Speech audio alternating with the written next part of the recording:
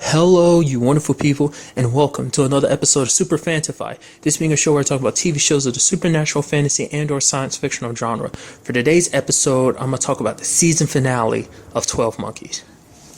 So a really good episode. I mean, I was constantly waiting for that twist, and I was hoping, crossing my fingers, like hoping, do we finally get to know who the witness is, and it is revealed. But obviously, I'm gonna talk about that later in an episode. I'm glad I called it, but I'll get to that soon enough. But I did like the fact of the matter is, we had the Cassie and Cole living their lives. Basically, they were spending kind of the holidays together, and it's so nice to see that relationship grew. It's like you've kind of been anticipating relationships since like season one, because you see the feelings kind of developing between them. Now you finally got together. It's all amazing, especially when you consider the fact is, hey, Cassie's pregnant now, so it makes everything very interesting. And to me, when it was all said and done, I liked that because it basically made Cole's storyline kind of reflect Ramsey's. Like, why he did everything he did was for his son's sake. And so it basically ended up being a choice for Cole, because basically he met with that primary, who I'll get there in a second. Is the fact is, he was basically like, yeah, you thought everything was done. It's like, basically, time is falling apart. It's just kind of taking a while to get to this specific point in time. Essential, I guess, like, the future's gone and the past is kind of slowly, catching up with it and disappearing as well. And basically, she's like, Cole can basically drink the red leaf and teleport his mind back, which I knew you could do that because it is a form of time travel.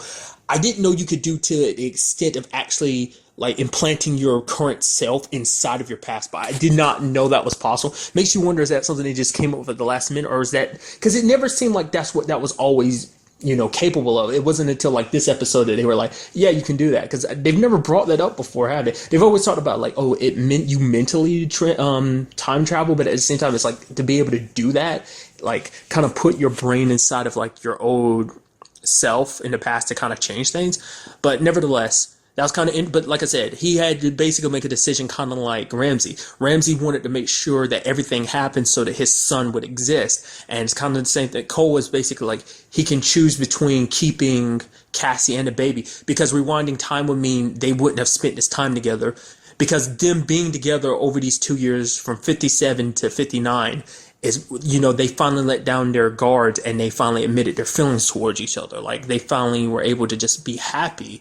And it's like, once he rewinds time, it's like, that's all going to disappear. So, but she did tell him, it's like, kind of like, the past can be erased, but like basically saying love isn't something that can be that easily erased, and which comes up, later on in an episode when Cassie just miraculously remembers. She's like, oh yeah, like we spent time together, we were in love. She was about to say, but obviously she got cut off. So it makes you wonder like how she ended up remembering that. He did leave a message on the wall saying like 1957 and 1959. It's like, this was home.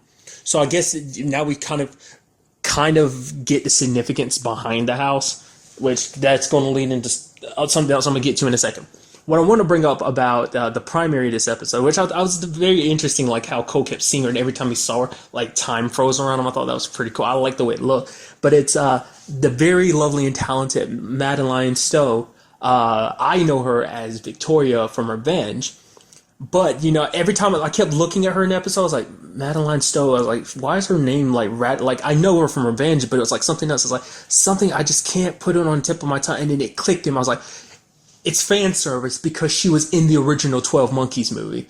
I've never personally seen it. It's just, I remember it because I remember I was looking up a thumbnail and I came across a poster for the movie, and I was like, Madeline Stowe, whoa, she was in this movie. Like I said, I've never seen it, but I can only assume.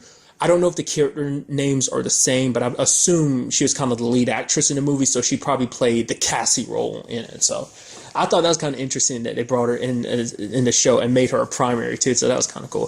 It's kind of sad, though. She ended up killing her entire family, mainly because she didn't want them to suffer. Essentially saying, like, what was going to come was going to be much worse than what they were going to deal with. Like, basically the end of time is going to be a lot more painful than, she kind of gave them a mercy.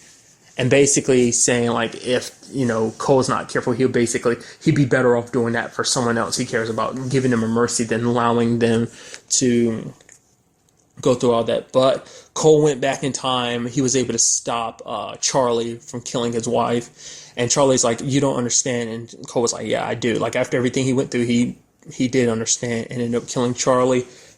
Set forth time. They end up returning. Jones is back, and so is the base. Granted, we didn't see one of the scientists didn't come back. There was the one. Remember, he was the one that died originally in the previous timeline that kind of got changed at the beginning of the season. At the beginning of the season, remember he died like a little bit before Jones, like when the storm came. I didn't see him pop up because the only one that was in the facility was Jones. Basically, it'd been like a year or so because it took him about some time to get back. Because for her, I really like it. It's just like, yeah, I remember the storm hit me, and then just it's all fuzzy, and then I just kind of popped back into reality. So that was kind of cool. But the fact of the matter is, Jones was defending the place from like scavengers and marauders, and she just had to learn how to defend herself. She's a bit of a badass up here. Like you see it later on when they kind of confront the witnesses people, and she just walks up to a dude, taps him twice in the head, and just moves on like it's nothing. It's like, wow. Toting around a gun, kicking ass, even having that dog by her side is just like, it's like Jones turned into a badass. I did really like the fact is that she finally got to experience a Splinter. She was like, oh, so that's what it feels like? She's like, shit, that's what that feels like? That's what I'm making you go through every time I make you Splinter? It's kind of interesting seeing her finally kind of get a taste of it.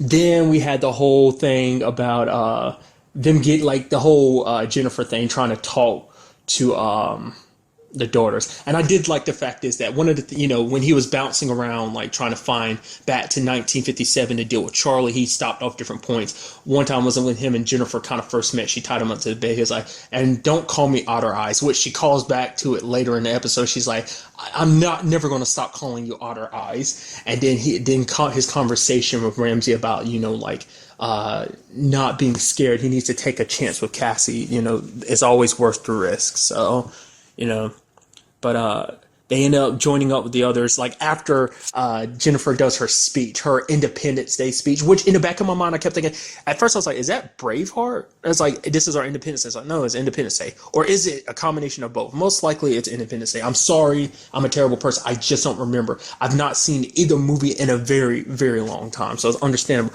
But I'm pretty sure, like, I don't know if she combined the two or not. Like some of it might have been Braveheart, but most likely, just because I'm an idiot, it's most likely all Independence Day. Definitely know the end was, obviously, but nevertheless. What I really liked is because her daughters were, like, into it for a second, like, yeah, and then she got to the Independence Day part, and they just kind of like, oh, whatever. But she was able to kind of show them, like, that they need push, that they need help. We didn't really see her. I think we saw her a little bit this episode, but there's that one particular daughter, the one that kind of was very outspoken about not following Jennifer, the one that tried to fight Ramsey last episode. Her, like, I think we saw her a little bit, but that was about it. Like, she didn't really pop up or really say much this episode, so. But went there, saved Ramsey and the team, which was good. Everyone's kind of like, yo, let's get out of here, because Jennifer's like, get out of here, and Deacon's like, yeah, crazy lady says let's get out of here, we should get out of here. Like, what we end up finding out, like, so many revelations. This is just me basically running down the episode, obviously, but big revelations. Finding out that Titan, that in fact, the witness does have a machine. Titan is his machine. Like, the whole facility, Jones realizes, it's like, yeah, this was built by my, ex-husband. But it's like Titan, this entire city. I knew it was kind of sort of like a facility. I thought it was kind of supposed to be like a city. But I guess, it is in fact a city, but it's a time-traveling city. And it's just like, wow, that's freaking amazing. I know that took a long-ass time to build. But when you see it starting up, it's like, dude, that looks so amazing, especially when it splinters and the aftermath that leaves on the ground. Like, the ground's a little sparkish like that, and just like it's like the ground's superheated, and you see that crater, and there's just kind of like that little discharge of it splintering on the ground. That was kind of badass. You have essentially Ramsey being still fueled by anger. He's not willing to leave when everything starts up, but he gets pulled away by someone. Turns out that person works for Olivia, literally asking about her last episode, like, where is Olivia? Basically, she went off and formed a group of her own. She basically took many people who didn't believe in the witness's message anymore and, basically defected from the group. she's the one that got Sam. So I was wondering, like, okay, because everything was just like, okay, and it's just like, we got your son. I was like, okay, so yeah, and it showed it like she was the one that picked up Sam, and basically he's with her again. And I love Ramsey's reaction when he starts like, not you again. All right, lady, if you're going to kill me, just kill me. It's like, I'm tired of seeing your damn face. She's very happy, which we haven't seen her like that in a little while, because it's like, she's always followed the witness's plan and everything was kind of going out of. I mean, we learned that basically she spent her entire life thinking that the witness knew everything, but seeing that things have changed, she's kind of like, okay, I get it. So I need to, kind of follow my own path. So I'm interested to see where this all, like, where she leads, like what role she's going to help Ramsey perform, like where their stories are going to go. Also, obviously, the big revelation being, hey, the witness is Cassie and Cole's son. That's why that house is so important, because it was home. That's why, like, anytime it's like the witness was there, it would show that house building and being destroyed, because that's where he was conceived. That was home for his mom and dad for so long. And I guess like I said, time travel is weird. I'm guessing that even when time was reversed, I don't know how that stayed intact or whatever. I don't know. I mean, you see Cassie crying a little bit, because it's just like, I guess basically thinking about the fact is, I'm giving birth, like inside of me is growing the person that seeks to destroy time, who basically pushed everything ranging from the virus to, like I said, the Red Forest. Everything is his creation. It's like, and that comes from me. I'm giving birth to this evil that we're fighting. And, the evil that possessed my mind and tried to take over me was, my son, which I called it, like, there was just too much lining up for it not to be their son. Like I said, there was part of me still thinking maybe it was Sam, but I was just like, it has to be their child. That's why they're so important. That's why Cassie's so important. That's why Cole is so important. So, and also to find out that she's not where she is exactly in a timeline. It's like, oh, she's in 2163. So it's like, we're going to the future, dude. That's cool. Which, I'm granted, we've always been in the future, but the future has always been treated as the present timeline.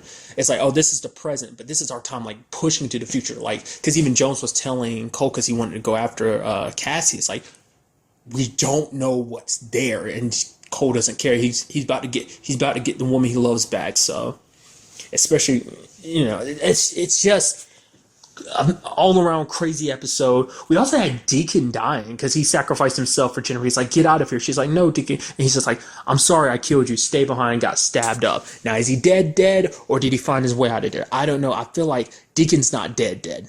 I don't know. Maybe they'll kill him off now. I mean, it's like you went through the trouble of saving him with everyone else. So I don't know. But part of me is like, he can't be dead, because I don't know.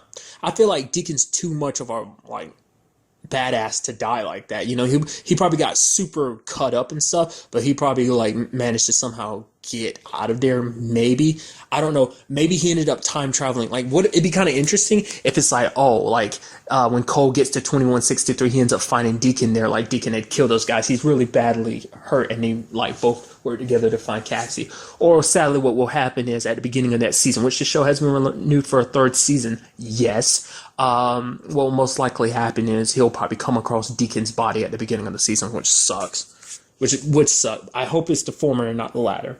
And also we have Jennifer, in France, 1914, World War One. I did like that. She's like, I forgot what she was asking for, and then the explosions went off, and she just kind of looked down. She's like, and a toilet? It's like, oh, it's like, because I love the fact is that happened. She was just like shooting off the gun, and then she was like, oh crap, and then all of a sudden we see her get splintered off somewhere. So literally everyone is divided, dude. It's like, it's so good. We have, I don't know if they're, Ramsey and Olivia are in 2163 or not. Also, maybe that's how they, like, because how did Olivia do it? Olivia looks older, yes, but I don't know. Is she actually from 2163, or is she? No, they're probably still in 2044, because he probably got the guy that would help Ramsey out, probably got him out in time. So that's probably Olivia just like at the very least like 2 decades older. Because I was like 2016, so it's like 20, a little more than 2 decades older. So that's what that most likely is, because she is a little gray in here, so I can only assume that. So he's still in 2044. So meaning Sam never left 2044, did he? He was just somewhere else. Maybe, I don't know. But we had them there, Cole heading toward 2163 with Cassie. It's just like, the question is, what are they going to do now that it's like been established? Like, your child is going to be the witness. Is it going to be kind of a situation where they have to decide, like, especially if they how's Ramsey going to feel about it too? Because like Ramsey's like, well, my son's actually alive. He's not dead. He's not lost anymore. I found my way to him. But it's like, will he be willing to kill the witness inside of Cassie? Or is that going to be something like Cassie confides in Cole, but they don't tell anybody else? Because maybe they're just trying to make it go like, hey, we can change it. It's just like we've changed everything in the past, like the witness's path, like everything changed with me saving Ramsey. Maybe we can save our son and make it so that he doesn't become the witness. It's like, it makes you wonder what pushed him to go down a path he did. Maybe it has something to do with whatever happens to Cassie and Cole. Maybe whatever happens to them is what drives him to do it. And it makes you wonder, like, at what point does the witness exist? What I mean is, how old is he? Like, at what point in his timeline is this him, like in his 20s, his 40s, his 50s? Are we going to see like a very older him, or are we going to see a very younger him? Or are we just going to constantly see different versions of him throughout, the different time periods? I don't know.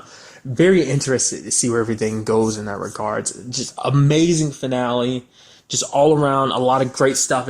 I'm super excited to see what they do with season 3, which will be returning, most likely sometime 27, probably around the same time next year. It did say 2017. It didn't give a specific date because they probably still have to work out, like, everything else coming back around that time, like the magicians and whatnot. So it's probably like, we'll see where in the schedule it's going to fall, and depending on, his production schedule and whatnot. So, but very good episode. Cannot wait to see where this series goes from now. I hope we do get some more Madeline Stowe. I hope we get to see her more. She is a primary, so we will be seeing her from time to time. I'm very curious to see like how the whole thing with Jennifer is going to go down. Like, she is in like the furthest back in time so far. So it's kind of like, okay, what does she do? And what about her daughters? They're kind of without a leader now. I mean, I don't know if all of them were wiped out. Granted, you definitely know Hannah's still alive, but it's like, what happened to the rest of them? Some of them there was at least 2 that were with her that looked like they got taken away or either killed by some of the witnesses' followers. So, and interestingly enough, just kind of a side note, when he was pulling back all those hoods, I was so sure it's like, okay, he's going to find one of them to be an older Sam. Sam isn't the witness, but he's going to be like a follower, and he's going to hesitate. Like, he's like, and then before he can kill him, the person's like, Dad, and that turned into the whole thing. But nope, it doesn't seem like it works that way. It's like Sam's still a kid and, not even associated with the witness. So. But that's really all I wanted to talk about in this episode. To the next time we meet, be happy, be safe, live life to the fullest, and enjoy it. Good day and goodbye.